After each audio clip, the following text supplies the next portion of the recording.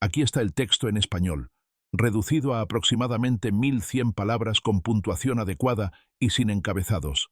A las 0100 horas del 7 de agosto de 1944, el segundo teniente Robert Wise se agachaba en una trinchera poco profunda cerca de la cima de una colina rocosa en Normandía, escuchando el sonido de orugas de tanques avanzando a través de la oscuridad.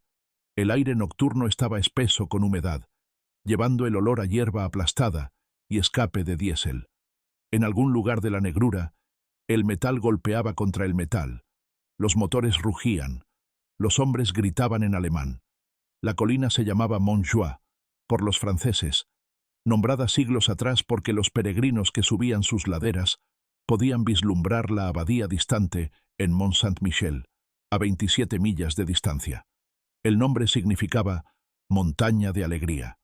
Para el ejército estadounidense, era simplemente la colina 314, según su altura en metros, aproximadamente 1030 pies sobre el nivel del mar. 700 hombres del segundo batallón, regimiento de infantería 120, habían subido a su cima pocas horas antes. La mayoría no volvería a bajar. Weiss tenía 21 años, un observador de artillería de Pensilvania, asignado al batallón de artillería de campo 230. Llevaba una radio SCR 610 de 35 libras en un estuche de cuero. El equipo FM tenía un alcance de 5 millas, justo lo suficiente para alcanzar las baterías de obuses excavadas al oeste. Desde su posición cerca de la cumbre, Weiss podía ver por millas en todas direcciones cuando el clima estaba despejado. Podía ver los caminos abajo, la ciudad de Mortain al oeste y la carretera crítica que corría directamente hacia Avranches, donde el tercer ejército del general George Patton se derramaba en Francia.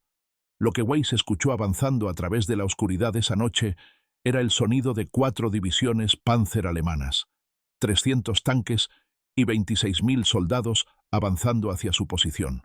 Adolf Hitler personalmente había ordenado que atacaran. Su misión era atravesar Mortain, llegar a la costa en Avranches y cortar las líneas de suministro aliadas.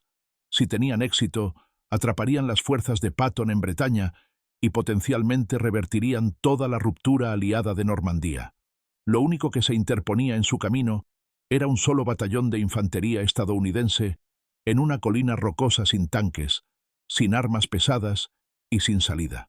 La crisis en Mortain comenzó no en Francia, sino en Alemania, en la mente de un dictador desesperado viendo su imperio desmoronarse. A principios de agosto de 1944, la invasión aliada de Normandía había tenido éxito más allá de las expectativas de cualquiera. El 25 de julio, las fuerzas estadounidenses lanzaron la Operación Cobra, una ofensiva masiva que destrozó las líneas defensivas alemanas cerca de Saint-Lô. En días, toda la mitad occidental del frente alemán en Normandía colapsó. El 1 de agosto, las fuerzas estadounidenses capturaron Avranches en la base de la península de Cotentin, y el tercer ejército de Patton comenzó a derramarse hacia el interior francés. Los comandantes de campo alemanes creían que el único curso racional era retirarse hacia el este hasta el río Sena, pero Hitler se negó a aceptar la realidad. El 2 de agosto, Hitler emitió una directiva ordenando un contraataque inmediato entre Mortain y Avranches. El plan era audaz, quizás demente.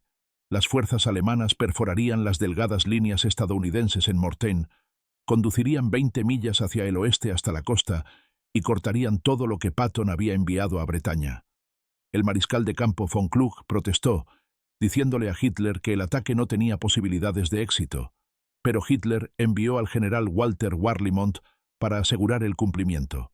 Von Kluge capituló y ordenó que el ataque comenzara en la noche del 6 de agosto, aunque solo pudo reunir 4 divisiones Panzer que desplegaron aproximadamente 300 vehículos blindados de Minden combate en total. La 30ª División de Infantería estadounidense enfrentaría este asalto. Formada de unidades de la Guardia Nacional de Tennessee, Georgia y las Carolinas, la división había ganado el apodo Old Hickory. El 6 de agosto recibió la orden de relevar a la 1ª División de Infantería en Mortain. A los comandantes se les dijo que este sería un sector tranquilo, pero el momento no podía haber sido peor. El teniente coronel Eads Hardaway estableció su sede del batallón en Mortain y envió 3 compañías de rifles a la cima de la colina 314.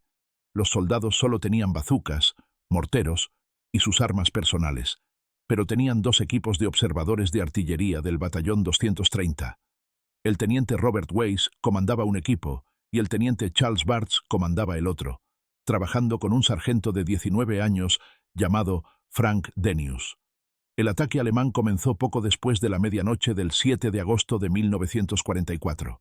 Las fuerzas alemanas penetraron rápidamente las líneas estadounidenses y entraron en Mortain. El puesto de comando de Hardaway fue invadido y él fue capturado con su personal. Los soldados en la colina 314 quedaron aislados, rodeados por fuerzas alemanas. El capitán Reynold Eriksson asumió el mando de la defensa mientras Weiss comenzó a pedir fuego de artillería sobre las posiciones alemanas, trabajando solo por el sonido en la oscuridad y la niebla. Sus cálculos fueron precisos, y los proyectiles del batallón 230 comenzaron a llover sobre los atacantes alemanes, rompiendo el primer asalto. Cuando la niebla se despejó el 7 de agosto, aparecieron aviones aliados. Los P-47 Thunderbolt estadounidenses y los Hawker Typhoon británicos se unieron a la batalla. La 9ª Fuerza Aérea voló 429 salidas ese primer día. Los batallones de artillería dispararon un promedio de 2.000 proyectiles cada 24 horas durante el asedio. Los observadores en la colina controlaban artillería de múltiples divisiones, concentrando enorme poder de fuego en cualquier objetivo. Al final del primer día, la munición se estaba agotando críticamente. La comida casi se había acabado. Los suministros de agua estaban contaminados y los heridos no podían ser evacuados. El capitán Eriksson ordenó buscar munición en los cuerpos de los camaradas muertos. Los muertos fueron colocados en una morgue improvisada, pero nada podía ocultar el olor en el calor de agosto. Campesinos franceses arriesgaron sus vidas para llevar pan y vegetales a través de las líneas alemanas, pero nunca era suficiente para 700 hombres. Se hicieron varios intentos para reabastecer la colina. El 10 de agosto, 12 aviones C-47 dejaron caer suministros en paracaídas, pero la mitad cayó fuera del perímetro. Entonces el teniente coronel Louis Beeman tuvo una idea innovadora. Ordenó llenar proyectiles de propaganda con suministros médicos. Los proyectiles podían dispararse con precisión en el centro del perímetro estadounidense, uno de los métodos de reabastecimiento más inusuales en la historia de la guerra. En la tarde del 9 de agosto, un oficial de las SS subió bajo bandera blanca ofreciendo términos de rendición. Tenían 90 minutos para responder. El teniente Ralph Curley escuchó el ultimátum sin expresión. Los soldados heridos en trincheras cercanas comenzaron a gritar: «¡No! ¡No se rindan!». Curley envió al oficial alemán de regreso con una respuesta que todos los relatos describen como corta, directa e imprimible. Los alemanes lanzaron un asalto total a las 8:15 de esa tarde. La lucha fue la más intensa del asedio, pero los estadounidenses resistieron. En la mañana del 12 de agosto, el 6º día del asedio, más de 300 de los 700 defensores originales estaban muertos o heridos. La munición estaba casi agotada, pero los alemanes también habían alcanzado su límite. La operación Lüttich había fallado. El 11 de agosto, Hitler finalmente reconoció lo obvio. Antes del amanecer del 12 de agosto, las columnas alemanas comenzaron a retirarse. El asedio había terminado. Elementos del regimiento 320 subieron la colina para relevar a los defensores. No estaban preparados para lo que encontraron. Un osario donde el olor a muerte colgaba sobre todo. Sacaron a más de 300 muertos y heridos.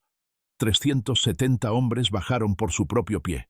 El fracaso en Mortain puso en marcha la destrucción del ejército alemán en Francia. Entre 80.000 y 100.000 soldados quedaron atrapados en el bolsillo de Falaise. Aproximadamente 10.000 a 15.000 alemanes fueron asesinados, 40.000 a 50.000 capturados y alrededor de 500 tanques destruidos. El ejército alemán en Normandía había sido destruido. París fue liberada el 25 de agosto. 700 hombres, 6 días, una colina, y el curso de una guerra cambió para siempre.